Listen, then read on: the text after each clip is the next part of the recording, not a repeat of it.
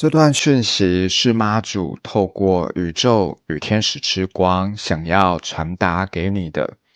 当你看到这支影片，表示你的灵魂需要这份能量的提醒与守护。现在，请闭上眼睛，慢慢的做深呼吸3次，慢慢的吸气，再慢慢的吐气。想象一道纯白色的光从上而下的照耀我们的全身。现在想象妈祖用柔和而坚定的眼神看着你，你所想问的事情他已经知道。现在呢，请凭你的直觉选择一组牌卡。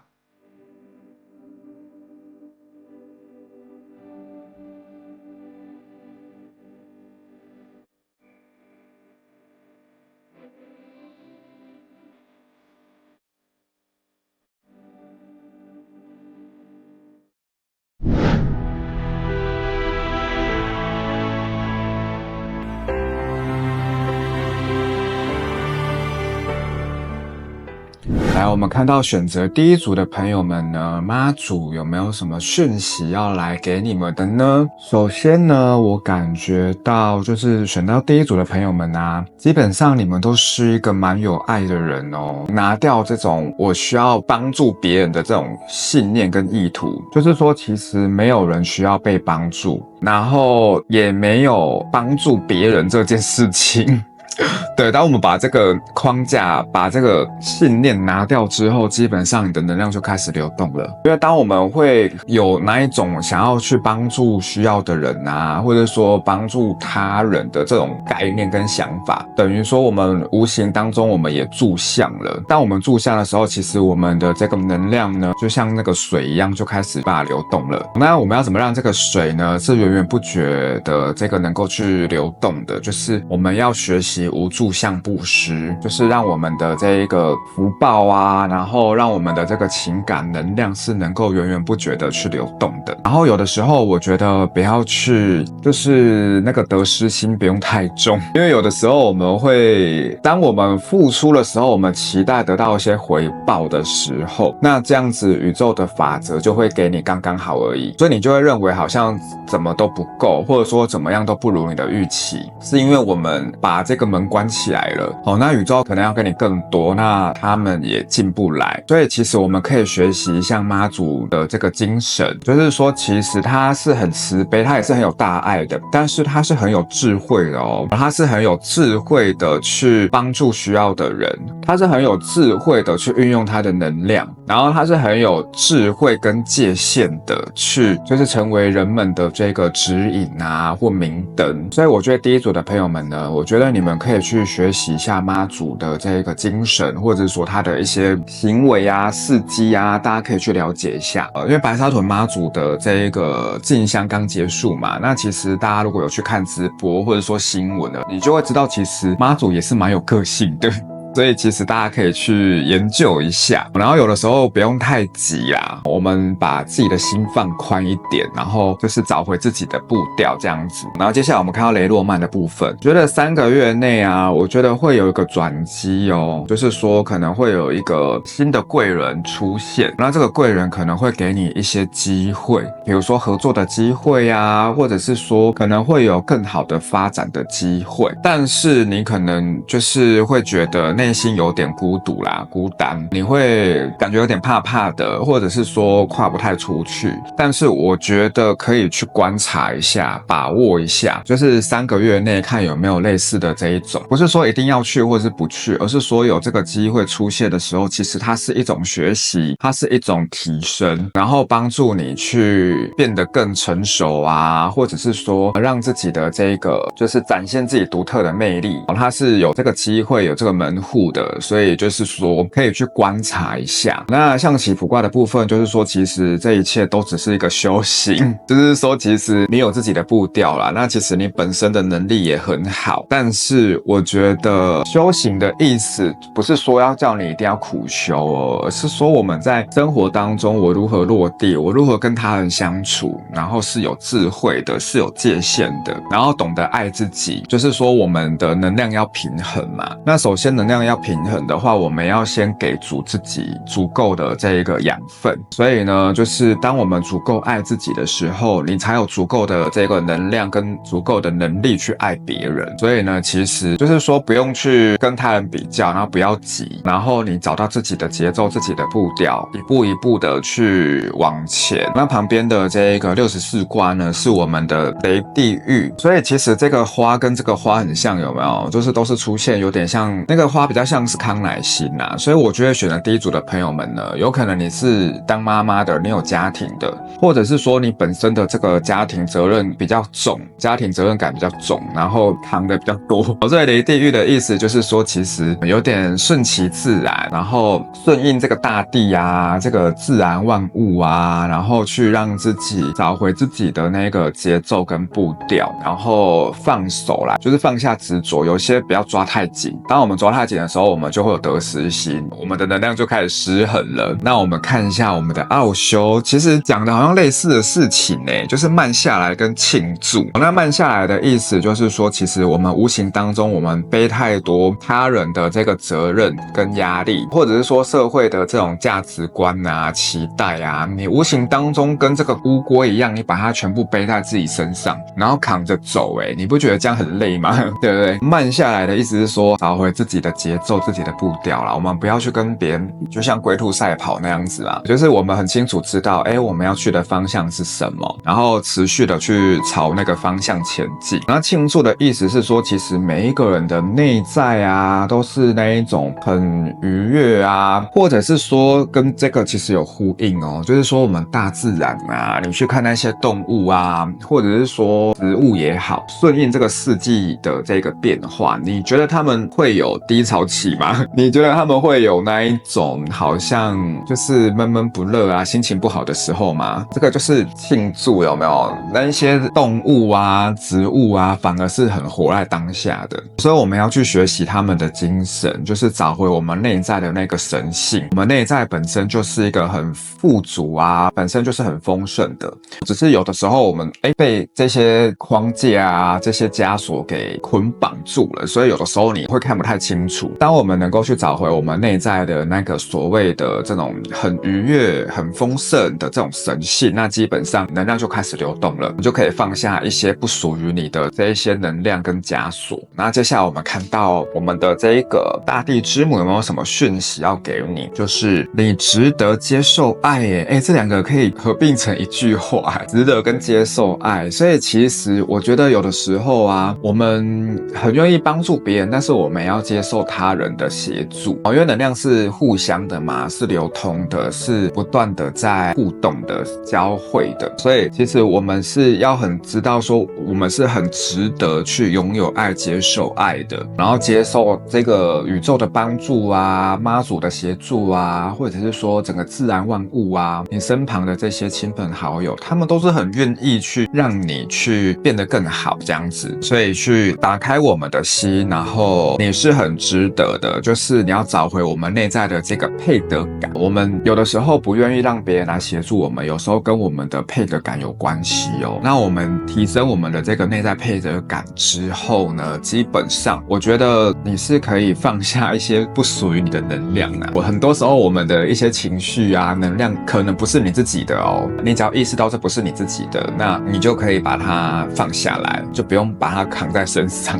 因为这都不是你的东西嘛，对不对？你把它还给对方就好了。然后天使说安慰哦，大天使艾瑟瑞尔说，在你需要的时候，我与你同在，并且会帮助疗愈你的心。所以呢，其实也许现阶段你可能就是能量卡住嘛，可能会觉得闷闷的，或者是说就是心情啊，那个能量没办法流动，没办法释放。所以这个时候，我觉得你们可以去连接大天使艾瑟瑞尔，它可以帮助你去疗愈，让你的情绪能量是比较较能够流动的，能够去舒缓的，然后它会给你一些安慰啊、疗愈的这个能量，然后去帮助你度过目前现阶段的这个部分。然后再来是敏感度，大天使汉尼尔说，你现在对能量与情绪非常的敏感，尊重你自己与你的感觉，所以现在目前现阶段是比较敏感的哦。那就像我刚才说的，很多时候可能不是你的情绪，很多时候可能无形当中我们接收到他人的情绪啊、能量啊，或者是说一些思想想法都有可能。所以我觉得去觉察啦，有可能现阶段是处于比较敏感的阶段，那我们去觉察一下，不属于我们的东西，我们就把它放下，还给对方。那我们清楚知道自己的这个状态能量是什么，然后去让自己的这个能量啊是能够比较平衡的，能够动起来。不然目前是很想动不起来，就是心有余而力不足的感觉。但是我觉得没关系，就是去觉察、去清理，然后去释放，因为这个过程是要让你去看见，我们要找回那一个就是爱的智慧，然后还有健康的这种界限啊，健康的这一个就是爱自己的这个课题，就是我们去学习所谓的妈祖的这个精神。最后我们来看一下这个智慧卡，这个叫做慈悲祈祷，为他人做慈悲祈祷。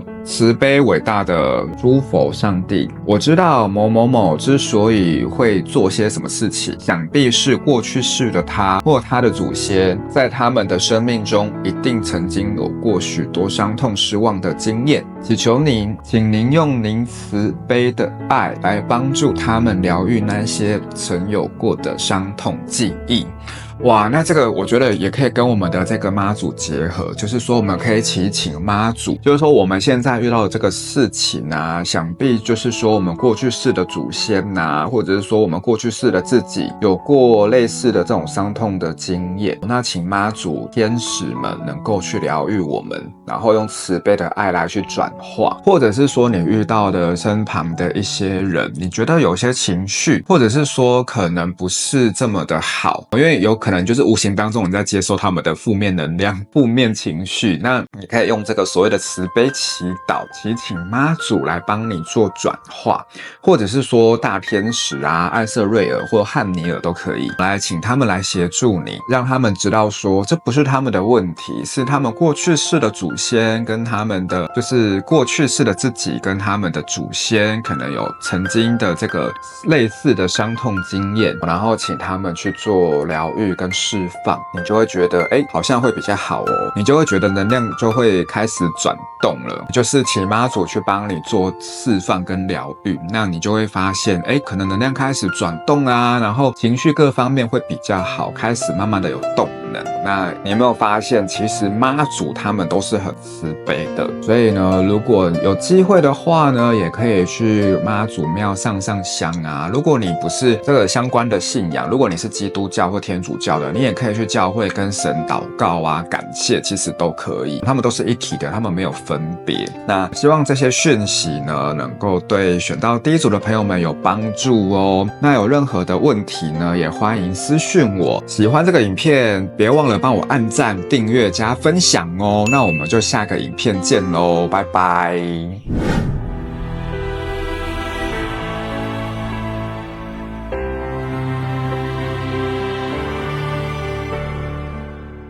好，来，我们来看一下选择第二组的朋友们呢，妈祖有没有什么要给你们的讯息呢？首先呢，我感受到第二组的朋友们呢，我觉得你们好像压力蛮大的，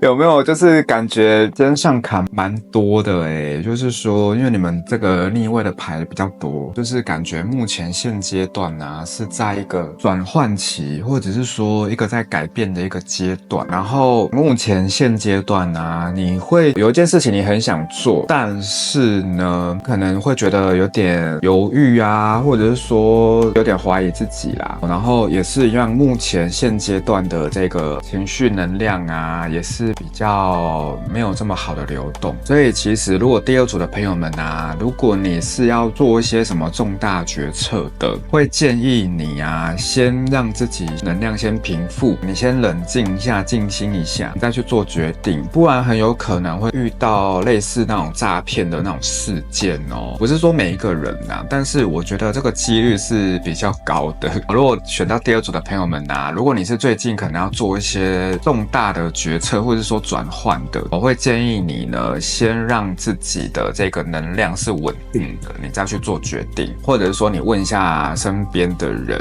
你觉得他是经验比较多，或者是说频率啊能量是比较好、比较稳定的，你可以去询问他，问他的意见。所以目前现阶段看下来啊，可能还在准备，就是你可能在等待一个时机啊，或者是说等待一个好的一个贵人出现吧。就是说目前现阶段啊，那我觉得以这个目前这样看下来，我觉得可以去跟妈祖，因为如果你会来看到这个影片呢，我觉得都是跟妈祖有缘。你可以去跟妈祖拔拨一下，如果你是不确定的话，你可以去妈祖庙去上个香，再去跟他做个确认，不要贸然的就马上就去做一些很重大的决策或者是决定，因为目前这样看下来啊，就是背后有不好的意念的这个意图的这个几率是比较高的。那目前整个环境给你的压力也都是比较大的。然后第二组的朋友们啊，可以的话，我觉得可以去求一个有点像是平安符之类的，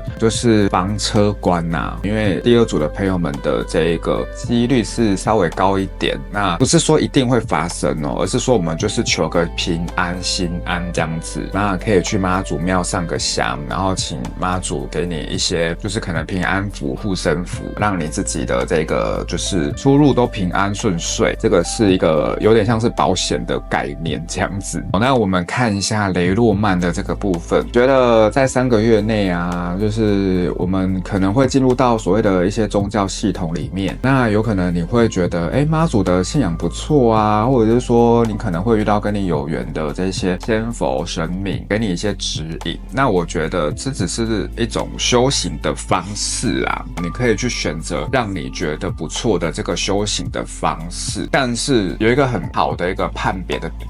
就是说你在不管是什么宗教信仰哦，不管是什么系统里面，你有没有回归到像小朋友那样子单纯纯真，然后就是力量是在自己身上的，是那一种很纯洁啊的那种很单纯的那种能量，你可以去判别一下，然后让你的心情是很轻松的，能量是流动的，那能够帮助你去很好的提升跟休息。然后也是要特别注意，就是一些可能有目的性的人事物，就是说他靠近你接近你，或者说他跟你谈合作谈生意啊，可能背后的目的就是不太单纯，可能要稍微去觉察一下，可能会有类似的这种情况。不是说每一个人啊，但是就是说因为有这个恶魔跟这个狐狸，所以我觉得大家可以去稍微注意一下啦。那我觉得现阶段的这一个整个环境啊，给你压力比较大，可能会有点喘不过气，但是其实它是在帮助你去做一个蜕变哦，让你能够去觉察，我们目前现阶段的卡点是什么？就像是这个64卦这个水风景一样，有的时候我们看到都只是表象，有点像井底之蛙的感觉。你看出去以为天就只是这么大而已，但殊不知，当你出来的时候，其实整个天是很辽阔的。但是我们有时候会被自己框架住，被自己给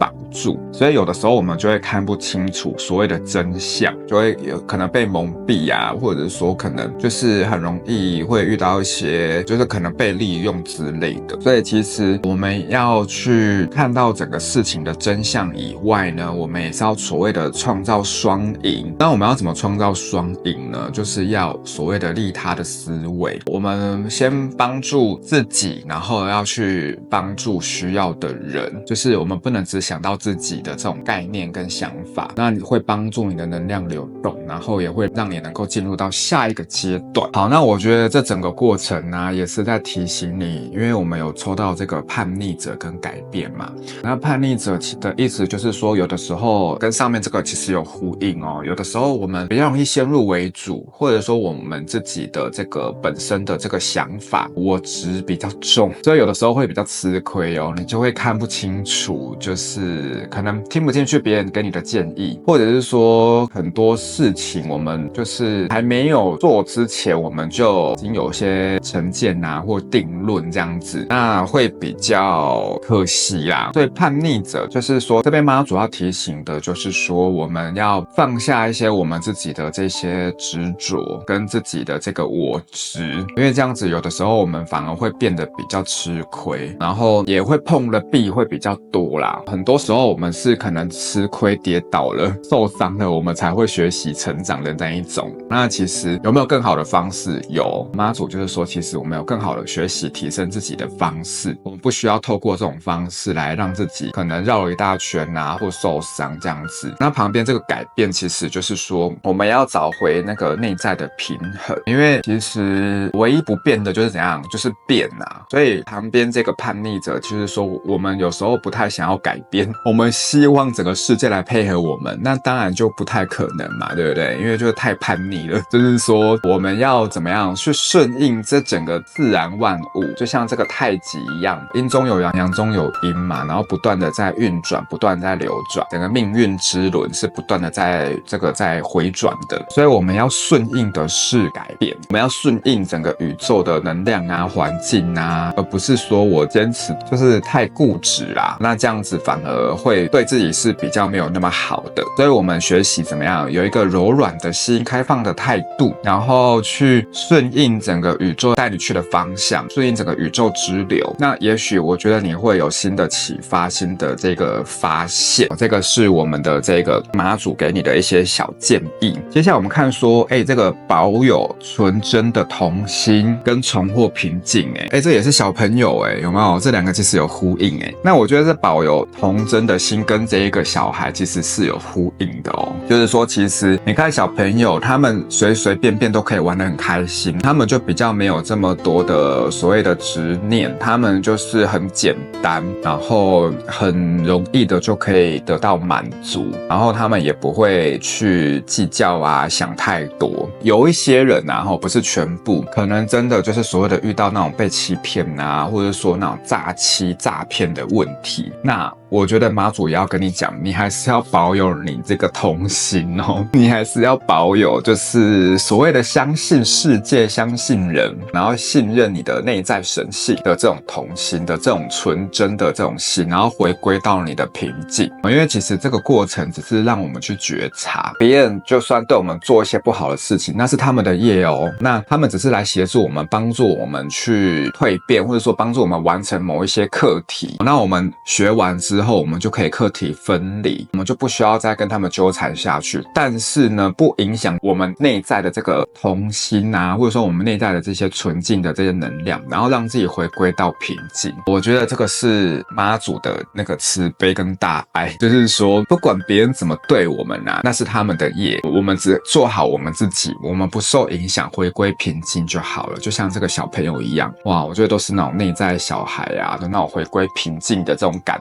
觉。所以呢，我们就是要向小朋友学习，像小朋友的那种生活模式啦。那他们其实真的，就算你不给他糖果，就算你怎么样了，他们都还是会原谅你，有没有？不会跟你计较太多，他们很容易就气就消了，事情就过了。这个就是小朋友的这个精神。接下来我们看到这一个大天使艾瑟瑞尔说，来自天堂的问候，在天堂你所爱的人过得安好，放下担忧，并感觉他们爱的祝福。哇，其实抽到这张牌其实蛮感动的，有点想哭的感觉。就是说，其实第二组的朋友们啊，就是说可能啊，曾经照顾你的亲人啊，或者说亲朋好友，就是说可能离世了，但是其实他们默默在你身边保护着你，陪伴着你，让你大事化小哦。因为其实这样看下来，其实是可能有一些不太好的人在身边啊，但是我觉得天使这边跟你说，其实你的守护天使也好，你身边的这些你所爱的人，那他们都在你身边默默的保护着你，所以呢，就是不用去担忧，然后你要去接受他们的这个祝福，然后回归到平静，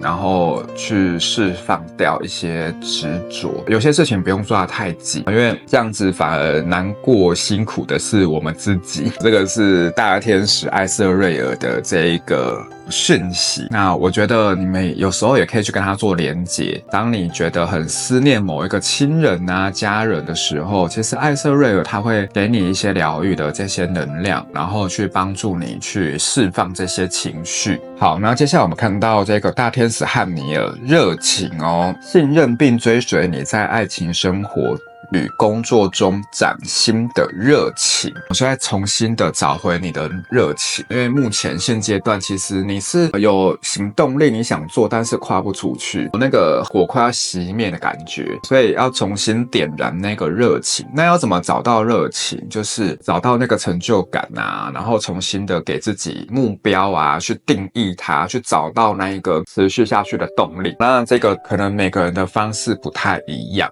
啊，那我觉得回归到所谓的初心啊，就像小朋友这样子，当初会做这件事情，或者说你会踏上这条路，一定是有他的初衷、他的初心在的。那你可以回归问自己说，那目前这个有改变了吗？是我变了，还是整个环境变了？那是我提升了吗？是我该进入到下个阶段了吗？是我该找到新的目标、新的方向了吗？你可以去问自己，然后重新去点燃那个热情跟动力。最后我们看到智慧卡说放下所学哦，学习的最高目的是为了让我们放下所学的，好能连接宇宙的智慧，遇见生命的无限可能。今天试着去观察我们的学习是否反而让我们因此有了更多限制性的信念，反而障碍了我们看见生命其他的可能性。哇，我觉得这个跟这个有呼应诶。这个叛逆者有没有？就是说有的时候我们自己的想法会障碍了我们，反而框架住我们自己。宇宙可能要给你更好的，但是我们反而怎样？我们在这个井底里面，你看不到，你接收不到。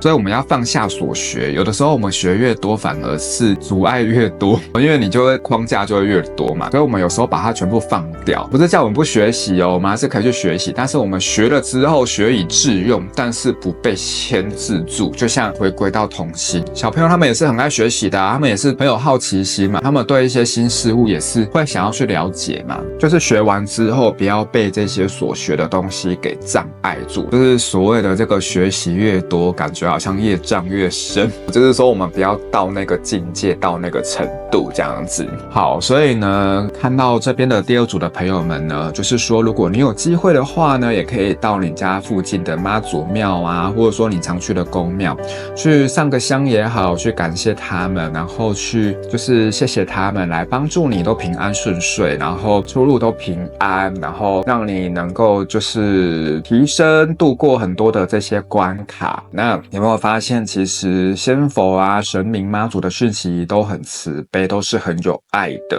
那会希望大家能够顺利的就是过好每一天，然后去好好的活在当下，享受每一刻。好，那有任何问题的话呢，也都可以再私讯我哦。那喜欢今天的影片的话，记得要帮我按赞、订阅、加分享哦。那我们就下个影片见咯，拜拜。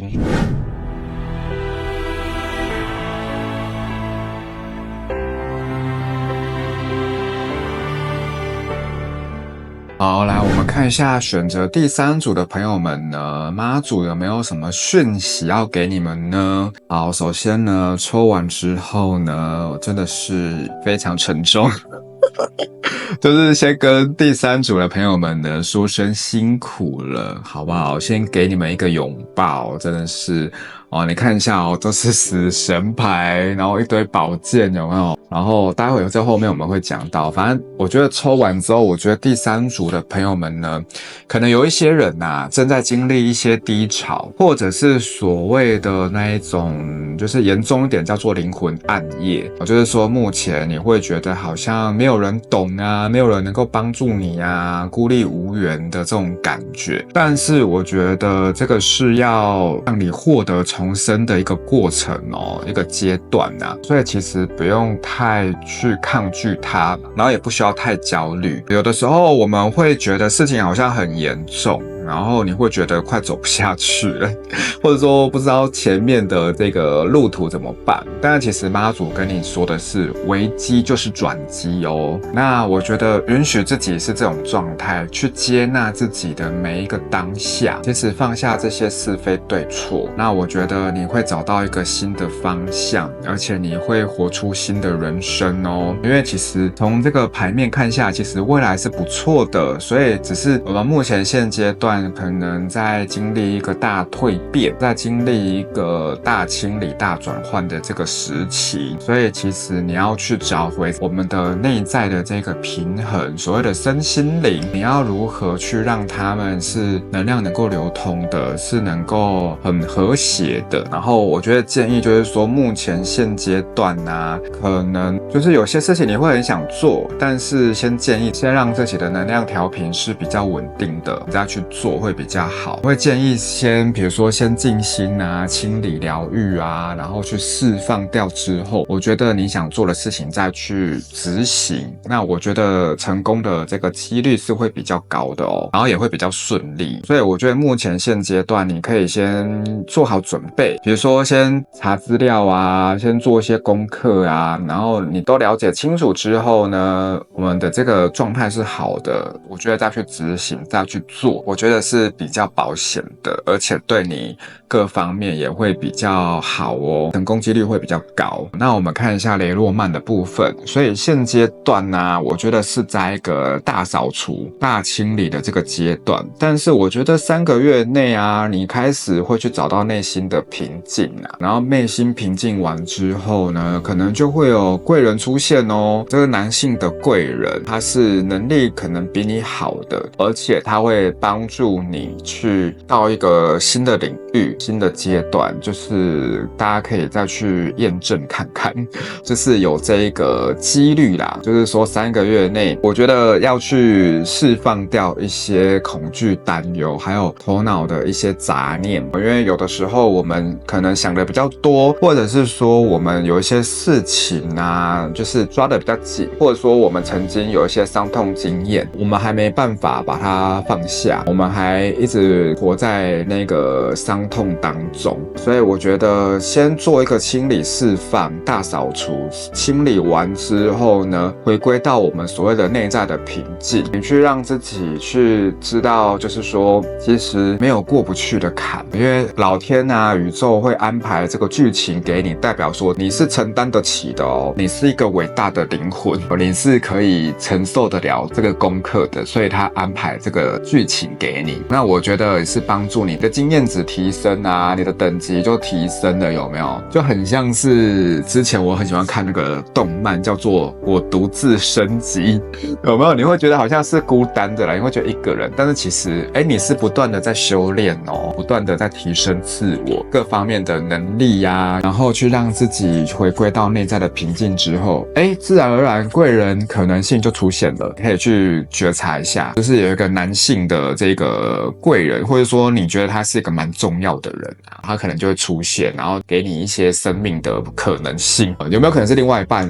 我觉得也有可能哦。但是我觉得前提是怎样？你要先清理、疗愈好，然后回归到平静，它才会出现哦。这个是有顺序的哦，就是说要让我们的这个频率状态是好的，从这种状态去跳脱出来。因为其实目前在经历一个蜕变的这个阶段，那我觉得是快要看到光了啦，那个尽头快要看到了，快要见光了，太阳快要出来了，所以大家再撑一撑好不好？第3组的朋友们，你们一定可以的，我再撑下去。好，所以你看象棋卜卦的部分也是啊，就是说很有能力，你是一个很有能力的人，但是目前就是都被吃掉了，就是不管是你的能力啊、才华啊，都被人家压过去，甚至有小人的问题啦，就是你没有拿到你该拿到的这个部分，那可能内心会有一点不平衡，或者说有点受伤，然后冲，但是冲不出来，冲不出去。那我觉得没关系，就是先韬光养晦一下，因为旁边这个64卦是3天大序嘛，其实就是我们先韬光养晦一下，等待来日。因为我们休息是为了走更长远的路嘛，那我们现阶段只是为了蜕变而做准备，所以其实可以减少一些无效社交啦，或者是说那种应酬啊那种的，我觉得都可以先不用去，没关系，不适合啦，现阶段比较不适合。我们先把力量拿回来，回归到自己内在的平静。那我觉得你之后要去做什么，我觉得会比较好，而且几率也会比较高，成功几率会比较高。好，然后你看哦，接下来就是头脑跟这个雷电嘛，所以其实妈祖这边要提醒你的是说，很多事情来的是比较突然的，可能你从来没有想过，但是我们不要去抗拒它，我们就是保持开放的心，你要信任这一切都是有他们的安排，然后我们要放下一些头脑的一些限制，因为有的时候我们里面塞太多东西了，把自己搞得很忙啊很累啊，有点用这种方式在麻痹自己，有没有？但是我觉得这样子长期下来，我觉得会有点恶性循环，因为你就听不进去别人跟你讲的声音啊，因为我们的这个头脑已经太满了，装不下东西了，一个水杯太满，你再倒再多的水它也都会溢出来嘛，它就装不进去。那其实我们的头脑也是一样的意思，可能妈祖啊，你的指导灵高我，宇宙其实有要引导给你一些方向，或者说给你一些讯息，但是这个时候我们的头脑里面已经装太多杂物了，杂念啊思绪那些太混乱，没办法静下心来，那你自然而然就接收不到，你就没办法去接收到宇宙给你的指引，找不到内在的这个平静，然后就会感觉好像很严重啊，或者说会觉得好像就是天打雷劈的那种感觉，有没有？就会觉得好像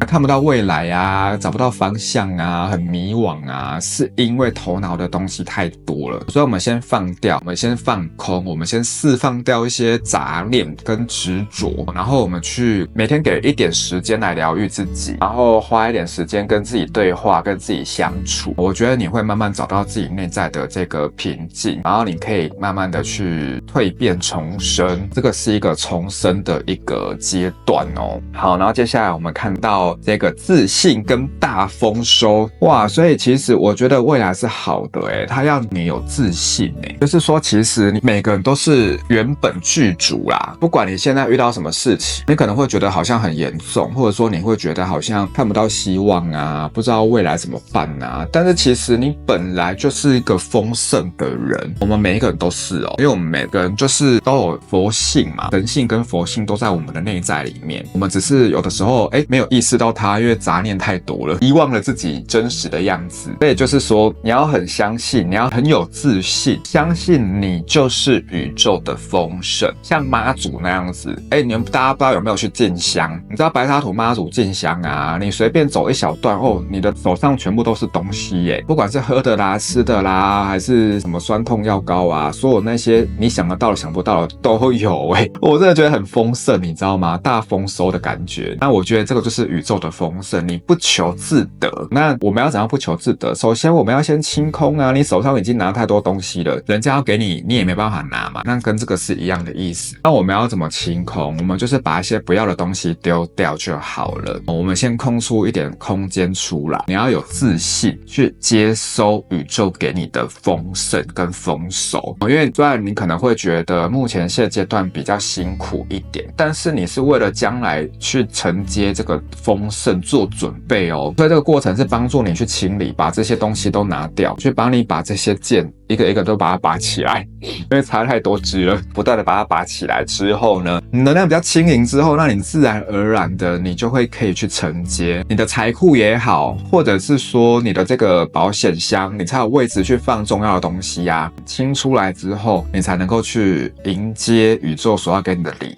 物。好，然后再来是大天使麦达场说净化脉轮召唤我，让我运用神圣几何图形净化并开启你的脉轮。所以其实呢，第三组的朋友们呢，你们晚上睡前或者说早上起来的时候，你可以花个几分钟的时间，如果你很忙的话也不用太久啦，你去召唤，你去呼请大天使麦达场，那你去跟他做连结，你就在心里去观想这个大天使麦达场，它会帮助你去净化你的脉轮因为目前现阶段的这个负能量啊是比较沉重的，然后头脑的这些杂讯啊、杂念比较多，那我们就是把它去释放掉。我们请大天使麦达场来协助我们去净化我们的脉轮，把一些不适合我们的能量，或者说不属于我们的这些情绪呢，都把它释放掉，净化到光中，就是把它净化掉就可以了。这是大天使麦达场很愿意去协助大家哦，还有妈祖也可以，就是有时间的话可以去妈祖庙走一走，去转个运啊，去提升自己的能量磁场。那如果你不是相关信仰的，你去教会啊，你去所谓的佛堂啊，都可以哦，他们都是一体的，他们没有什么分别啦。主要的是说那边能量场比较高，比较好，那无形当中你的频率能量就被提升了，就被带动了，去释放掉一些不属于你的这些旧有能量，或者说负能量，把它净化掉。好，再来是大天使加百列说领导力哦，是承担起你领导力量与地位的时候，充满爱的去引导其他人。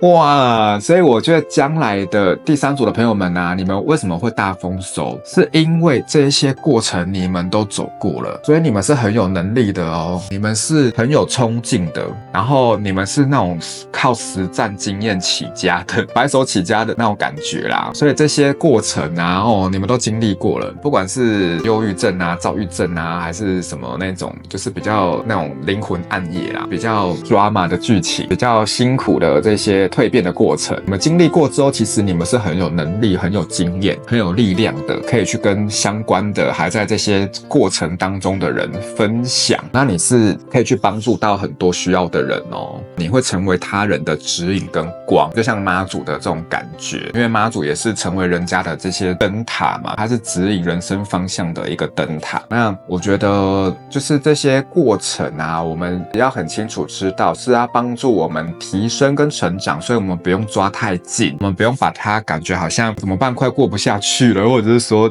看不到前方的路啊跟希望什么的，我们不用有这个想法。那我们就要很全然的去交托，信任宇宙妈祖，或者说所有的天使们都会带领你去度过这个过程，然后你之后是会很丰盛的，本来就是丰盛的，然后你可以去发挥你的影响力，然后去成为别人的指引跟明灯。最后我们看一下这个智慧卡，就是说觉察听哦，试着观察我们的听是一种共鸣还是一种寻找，是被动的接受还是一种选择的结果。若总是用脑分辨着我们的听，那如何倾听得到全部呢？当我们越是纠结于想听到的，永远也听不到真实与美。哇，这个跟这个有没有完全在讲一样的事情？这就是头脑嘛。有的时候我们是听到想听的，还是你想要听到真相？因为我们思绪太混杂、太杂乱了，永远都看不到就是真实的样貌，就是听不到人家宇宙要给你的讯息、